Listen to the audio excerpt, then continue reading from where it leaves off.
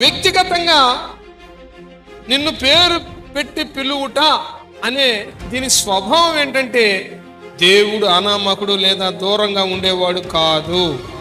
ఆయన నిన్ను పేరు పెట్టి పిలుస్తాడు. రాగల దినాలలో మన దేశం మొత్తం తెనాలి దైవజనుడు భానుప్రసాద్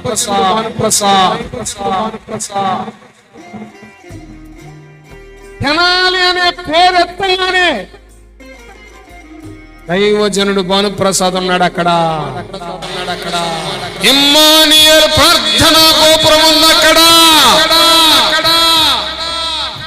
నా దేవుడు పేరు పెట్టి మనల్ని పిలవబోతున్నాడు. మన పేరు చెప్పబోతున్నాడు. మన పేరు పెట్టి పిలిచి జ్ఞాపకం చేయబోతున్నాడు.